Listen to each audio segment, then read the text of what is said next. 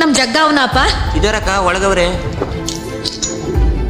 ನಂಗೆ ನಿಂಗ್ ಮಕ ತೋರ್ಸ ಹೋಗ್ತಾ ಇಲ್ಲ ಅಂತ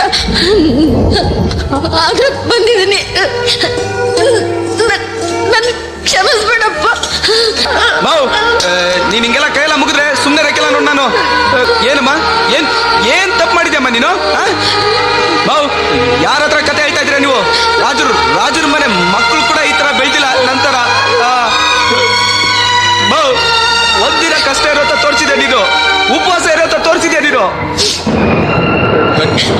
ಗಡ್ಡಿರೋದೇನೋ ಅಂತ ಗೊತ್ತಿಲ್ಲ ನನಗೆ. ಮಾವು ನನ್ಗೆ ಇವಾಗ್ಲೂ ಚೆನ್ನಾಗಿ ನೆನಪಿದೆ. ನಾನು ನಿನ್ನೆ ಹಾಲು ಕುಡ್ದೆ ಬೆಳೆದವನು.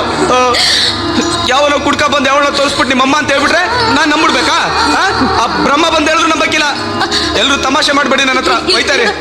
ಒಯ್ತಾರೆ ನಂಬೇಕು ಕಣಪ್ಪ, ಇದೇ ಸತ್ಯ. ಯಾವ್ದಮ್ಮ ಸತ್ಯ? ನೋಡೋ ಸುಮ್ನೆ ಏನಾರ ಮಾತಾಡಬೇಡ ನೀನು.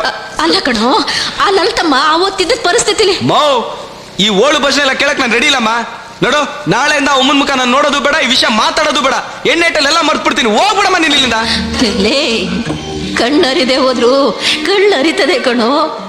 ನೋಡು, ನನಗೆ ಬುದ್ಧಿ ಬಂದಾಗ್ಲೇ ವಿಷಯ ಹೇಳ್ಬೇಕಾಗಿತ್ತು. ಉಗ್ದ ಆಚೆ ಕಟ್ಬೇಕಾಗಿತ್ತು ನೀವು.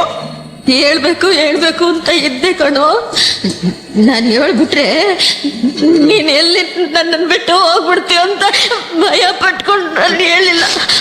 ಈಗೆಲ್ಲ ಗೊತ್ತಾಗೋಯ್ತಲ್ಲ. ಇವತ್ತು ನಾನು ಇದನ್ನೆಲ್ಲ ಮುಚ್ಚಿಟ್ಕೊಂಡ ಇದ್ರೆ ಪಾಪ ಆ ತಾಯಿಗೆ ಮೋಸ ಮಾಡ್ದಂಗೆ ಆಗಲ್ವೇನೋ. ನೋಡಮ್ಮ, ಈ ಅಮೃತ ಮುಟ್ಕೊಂಡು ಹೇಳ್ತಾ ಇದ್ದೀನಿ, ನಿನ್ನ ಬಿಟ್ಟೋಗೋ ಪರಿಸ್ಥಿತಿ ನನ್ಗೇನಾದ್ರು ಬಂದ್ರೆ ಈ ಜಗ್ಗಿ ಎಲ್ಲ ಮೋಗೋದು, ಈ ಜಗ್ಗಿ ಹೆಣ ಅದು ನೋಡೋ ಆಸೆ ನಿಮ್ಗಿದ್ರೆ ನೀವ್ ಏನ್ ಬೇಕಾದ್ರೂ ಮಾಡ್ಕೊಳ್ಳಿ ಹೋಗಿ.